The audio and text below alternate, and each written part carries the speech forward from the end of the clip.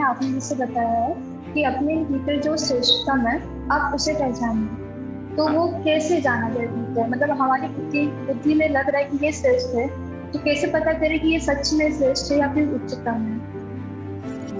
आपका बार बार मन भागता था कुछ ऐसा करने को जो जो आपके लिए ज़रूरी नहीं था, लेकिन फिर भी मन भागता था। 80% आने थे आपके नंबर, तो अब 60% रह जाएंगे। आप किसी नौकरी की तैयारी कर रही हैं तो हो सकता है वो नौकरी आप चूक जाएं, कि हम हैं ही बेईमान लोग और दुनिया के बाजार में खड़े हुए हैं बिकने को, तो हम कुछ तो बेईमानियां करेंगे ही। जीवन और दृष्टि और सुलझे कि उलझ गए। जो चीज़ें पहले समझ में नहीं आती थी क्या आप समझ में आने लग गई हैं? जीवन से कचरा हट रहा है नहीं हट रहा है? जो चीज़ नहीं समझ में आती थी आ रही है नहीं आ रही है? डर कम हो रहे हैं नहीं हो रहे हैं? वही चीज़ें कम होती हैं जिंदगी से जिनके पीछे कोई समुचित तर्क नहीं होता। तुम्हारे जीवन में जितने भी विषय हों उनमें जो सर्वोच्च विषय हो उसके साथ बेशर्त ईमानदारी का रिश्ता बांध लो। कहिए। आपने जैसे बताया है कि अपने भीतर जो श्रेष्ठतम है आप उसे पहचानिए। जी, तो हमने मतलब जैसे सत्य जानने की इच्छा कर रही है, तो ऐसा ही होता है, जैसे बोलते हैं अपने भीतर जानिए, भीतर क्या है? तो वो कैसे जाना जाए भीतर? मतलब हमारी बुद्धि बुद्धि में लग रहा है कि ये श्रेष्ठ है, तो कैसे पता करें कि ये सच में श्रेष्ठ है या फिर उच्चतम है? प्रयोग के द्वारा। प्रयोग के द्वारा। आपके भीतर 100 तरह की कामनाएं हैं, कामनाओं को ही ले लो। जी। आपकी कौन सी कामना, दो चीजें देखनी, कहाँ से आ रही है और क्या परिणाम ला रही है, बस। क्योंकि हमारी तो कामनाएं सब फल के लिए होती हैं, सकाम होती हैं ना। जी। तो या तो ये पहचान लो कि वो कहाँ से उठ रही हैं, हाँ? उनका जो उद्देश्य है वो मुक्ति है, प्रेम है, दूसरे का कल्याण है, या वो उठ रही हैं द्वेष से, ईर्ष्या से। हम्म? और अगर कहाँ से उठ रही हैं नहीं पहचान पा रहे, तो ये देख लो कि उनका परिणाम क्या आ रहा है। परिणाम को लेकर के तो चूक होने की संभावना कम रहती है। अपने आप को फिर परिणाम मतलब कैसे परिणाम? तो बाहरी जगत में उसका परिणाम दिखे। हाँ, तो सकामता में तो जगत में ही परिणाम खोजता है ना आदमी। जी। हम तो सब जगत में ही तो परिणाम खोजना, और कहाँ परिणाम खोज रहे हैं? तो आपकी कामनाएं क्या परिणाम ला रही हैं, या तो ये देख लो, या ये देख लो कि आपकी कामना का स्रोत क्या है, ओरिजिन क्या है। दोनों को देख सकते हो तो दोनों को देख लो। इससे पता चल जाता है कि कामना किस स्तर की है।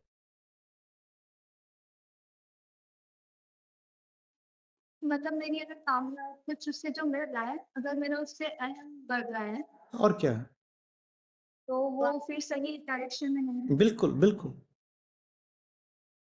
तो जैसे अभी आपने बताया आप जो भी कुछ कर रहे हो, हाँ, जिस भी चीज से आप संपर्क में आ रहे हो, जो भी आपकी कामना है, जिस भी दिशा में बढ़े, या जो भी आपने संबंध बनाया, अपने आप से पूछो उसके कारण जीवन और दृष्टि और सुलझे कि उलझ गए। जो चीजें पहले समझ में नहीं आती थी क्या आप समझ में आने लग गई हैं, तो ये कुछ ऊंची चीज होगी। फिर जीवन में जो डर थे वो कम हुए हैं और बढ़ गए हैं, तो फिर कोई ऊंची चीज होगी अगर डर कम हो गए हैं। जिन चीजों की ओर मन बहुत भागता था, आसक्ति बहुत थी, वो सब कम हुई हैं और बढ़ गई हैं। उदाहरण के लिए आपका बार बार मन भागता था कुछ ऐसा करने को जो जो आपके लिए जरूरी नहीं था, लेकिन फिर भी मन भागता था। आपको पता है वो चीज जरूरी नहीं है, लेकिन मन भागता है। उदाहरण के लिए आपने चश्मा पहन रखा, आपको चश्मे पहनने का बहुत शौक था मान लीजिए, और बहुत लोग होते हैं जिनके पास 100 चश्मे होते हैं। वो 2 महीने में भी एक बार एक चश्मा नहीं पहन सकते, पर वो जाएंगे बाजार और चश्मा खरीदेंगे, चश्मा खरीदेंगे, ठीक है। अब मान लीजिए आपके जीवन में गीता आ गई, और गीता के बाद आप पाते हैं कि चश्मा खरीदना आपको बिल्कुल व्यर्थ लगने लग गया है। तो इसका मतलब गीता आपके लिए ऊंची है, क्योंकि उसने आपके जीवन से कुछ महत्वहीन चीज निकाल दी है। और इस तरह की जो विम्स होती हैं, आसक्ति हैं, ऑब्सेशंस, वो हम सबके ही होते हैं ना। कोई चीज है बिल्कुल बिना बात की, मुझे पता है बिना बात की है, लेकिन फिर भी मैं उस चीज से 10 साल से चिपका हुआ हूं। तो उस चीज से मुझे जो मुक्त करा दे वो मेरे लिए अच्छा है, ऊंचा है। यही सब नजर रखनी होती है कि जीवन से कचरा हट रहा है नहीं हट रहा है, जो चीज नहीं समझ में आती थी आ रही है नहीं आ रही है, डर कम हो रहे हैं नहीं हो रहे हैं। ये सब जब कमर हो रहे हो तो माने चीज ऊंची है। जैसे अभी मैं ये सब कुछ चीज़ों में रुचि ले रही हूँ, आपकी वीडियो से इतना बुक्स पढ़ना, मुझे ये अच्छी लगने लगी। तो जो दूसरा काम जो ज़रूरी होता है, अभी मैं एज़ अ स्टूडेंट हूँ, तो उसमें मेरा इंटरेस्ट कम जा रहा है, मैं ज़्यादा मुझे इसमें समय देना अच्छा लग रहा है। तो फिर कभी अंदर से वो भी लग जाता है कि मैं अपने जो कर्म है अभी, मैं उससे भी दूर जा रही हूँ। ये जो आपका परंपरागत कर्म है आप उससे दूर जा रही हैं, वो तो हो रहा है, और वो तो उसका जो फिर मूल्य है वो भी चुकाना पड़ेगा। उससे कुछ अगर लाभ हो रहा होगा तो लाभ भी आपको कम होगा। उदाहरण के लिए अगर 80% आने थे आपके नंबर तो अब 60% रह जाएंगे। आप किसी नौकरी की तैयारी कर रही हैं तो हो सकता है वो नौकरी आप चूक जाएं। तो वो सब तो होता ही है, लेकिन साथ ही साथ ये भी होता है कि वही चीजें कम होती हैं जिंदगी से जिनके पीछे कोई समुचित तर्क नहीं होता। जो अनावश्यक रूप से मौजूद था जीवन में वही कम होता है अगर गीता आती है तो। इसको ऐसे भी सुन सकते हैं कि गीता के आने से अगर आपके जीवन से कोई चीज विदा होने लगी है तो वो थी ही अनावश्यक। जो आवश्यक होता है गीता के आने से और जड़ पकड़ लेता है। इससे जो निष्कर्ष है वो और भी मजेदार है।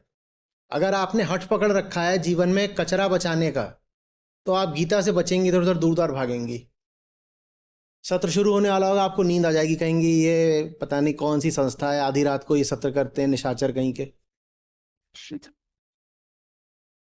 और किसी न किसी तरीके से आप सत्रों को अवॉइड करेंगी। ये बस आग्रह है, हठ है कि मुझे अपना कचरा बचा के रखना है। हम्म? अभी संत सरिता में हम गाने वाले हैं, मुरा हीरा हेराए गयो कचरे में, मुरा हीरा हेराए गयो कचरे में। कचरा इतना सारा कि बस हीरा ही हेराए गया।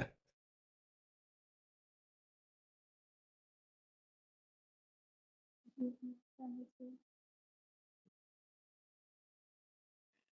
धन्यवाद। जी, मेरा प्रश्न है, जैसे आपने बोला, एक मुद्दा होना चाहिए जिस पे झूठ नहीं बोला जाए। हाँ, तो ये स्पष्ट कर दीजिए कि ये पहचानेंगे कैसे, वो मुद्दा कैसे पहचानेंगे? आपकी जिंदगी में जितने मुद्दे हैं, जितने लोग हैं, जितने काम हैं, जैसे अभी मैं बोल रहा था ना संजीत जी को, उनकी सूची बना लीजिए और खुद ही तय कर लीजिए कि इसमें ऊपर वाले 5-7 कौन से हैं।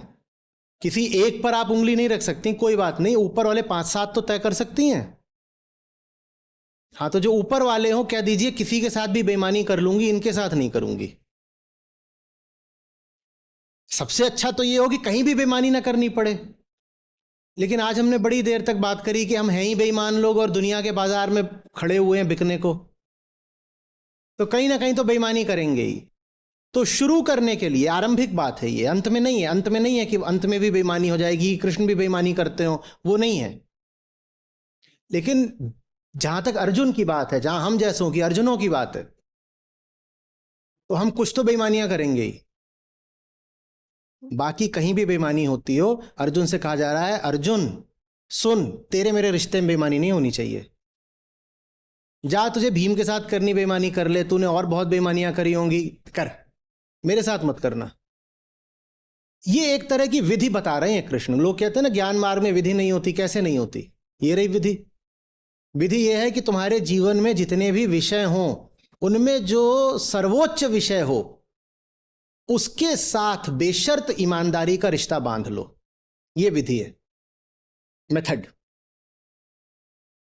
मैंने अभी स्कूल ज्वाइन किया है, 1 मंथ हुआ है, प्री प्राइमरी, तो वहाँ पे बच्चों को पढ़ाना होता है अच्छा, मुझे। प्री प्राइमरी बोला तो आपने, हाँ।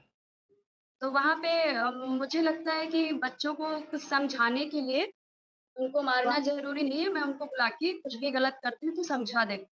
लेकिन वहाँ पे मुझे बोला जाता है कि आप बच्चों को पनिश नहीं करती हैं, मारती नहीं हैं, ऐसे बच्चे डरेंगे नहीं और सही काम नहीं करेंगे।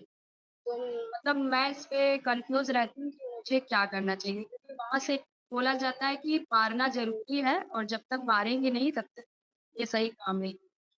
वो मारने के लिए थोड़ी कह रहे हैं आपसे, वो आपसे बदला लेने के लिए कह रहे हैं।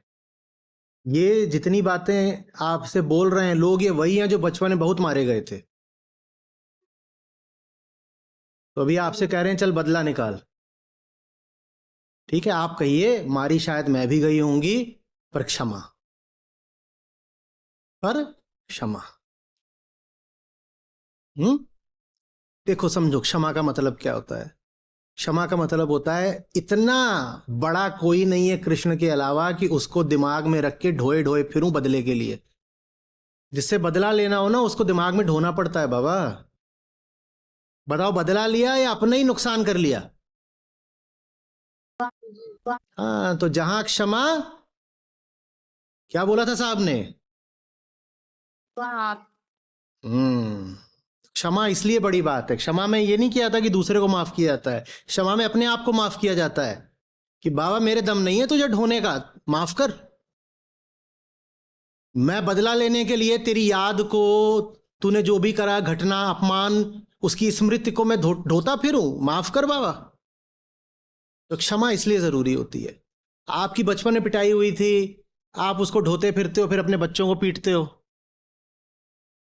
हम लोग सेकेंड ईयर में पहुंचे, बच्चे आए, सब लग गए, गए उसके पीछे पड़े हुए हैं, कोई कुछ कर रहा है, उसके कपड़े फाड़ रहा है, तमाम यही सब चल रहा था। थोड़ा बहुत मैंने भी किया, फिर उन्होंने कहा छोड़ दो बेचारे ऐसे हैं, अभी तो इनके ठीक से दाढ़ी मूछ भी नहीं आई है, छौने की तरह उठ के आ जाते हैं एकदम गोल मटोल। 4 साल से तैयारी कर रहे थे, मोटे हो गए थे। इससे अच्छा ये है कि इनको दौड़ाते हैं, क्योंकि वो सब ऐसे ही आए थे, कोटा से आ गए थे, कहीं से आ गए थे, 4 साल से कुछ नहीं करते थे, वो सिर्फ अपना बैठे बैठे पढ़ रहे थे, इतने मोटे चश्मे लगे। मैं कह रैगिंग वैगिंग कुछ नहीं, इनको दौड़ाते हैं। बोले नहीं, इनको तो वही सब करना है, कुत्ता बनाना है, चल डॉगी, सड़क पे टहला रहे हैं उसको डॉगी बना के, ये सब चल रहा है। काय को करना है? बोले वसूलना है, हमारी भी तो हुई थी। तो और कोई तर्क नहीं था, आखिरी तर्क यही है। फर्स्ट ईयर में हमारी हुई थी, सेकंड ईयर में इनकी करेंगे। हम्म। क्योंकि सास भी कभी बहू थी, तो पीटेगी बहू को। कहे कि उसकी सास ने उसको पीटा था। कहे मैं दहेज लेके नहीं आई थी, तो तू भी लाया। कुछ नहीं, जहां क्षमा तहां आप, क्षमा, माफ किया, जा। इतना बड़ा नहीं है तू कि तुझे, बोलिए, माफ किया। तो जो आपसे बोल रहे हो बच्चों को पीटो, उनसे बोलो जिन्होंने तुम्हें पीटा था उनको माफ कर दो, फिर तुम्हारा मन नहीं करेगा बच्चों को पीटने का।